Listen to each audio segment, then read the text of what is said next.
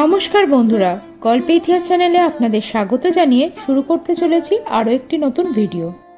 বিশ্বাস করা হয় যে বিয়ের পর দম্পতিরা পুরীর জগন্নাথ মন্দিরে গিয়ে দর্শন করলে বৈবাহিক জীবন সুখ শান্তিতে পূর্ণ হয়, কিন্তু অবিবাহিত যুগল পুরীর জগন্নাথ মন্দিরে গেলে ফল হতে পারে এর উল্টো।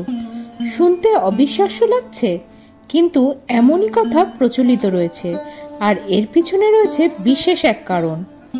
পুরীর রথযাত্রা নিয়ে গল্পকথার অন্ত নেই।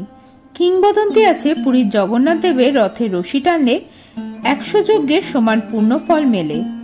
রথযাত্রার মতো পুরীর জগন্নাথ মন্দির নিয়েও রহস্যের অন্ত নেই। এই মন্দিরের সঙ্গে জড়িয়ে রয়েছে অনেক আশ্চর্যজনক ঘটনা, যার যথাযথ উত্তর মেলে না।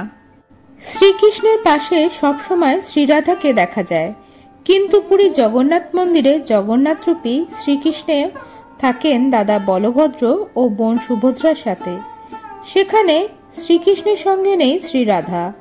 রথযাত্রার সময়ও এই একই দৃশ্য দেখা যায়, আর এর সঙ্গে রয়েছে অবিবাহিত যুগলের জগন্নাথ মন্দিরে প্রবেশ না করার কারণ।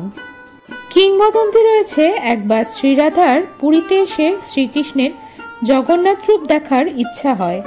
তিনি জগন্নাথ মন্দিরে প্রবেশ করতে যান, কিন্তু মন্দিরের পুরোহিত তাকে মন্দিরে ঢুকতে বাধা দেন।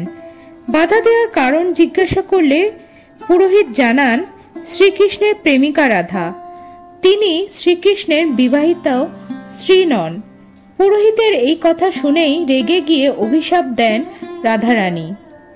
রাধারানী জগন্নাথ মন্দিরের প্রবেশদ্বারের সামনে দাঁড়িয়েই অভিশাপ দেন, এবার থেকে কোনো অবিবাহিত যুগল এই মন্দিরে প্রবেশ করতে পারবেন না।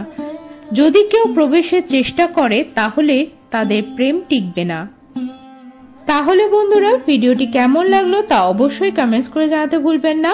ভিডিওটি ভালো লাগলে লাইক এবং শেয়ার করবেন, আর আমার চ্যানেলের নতুন বন্ধু হলে অবশ্যই চ্যানেলটি সাবস্ক্রাইব করে পাশে থাকবেন।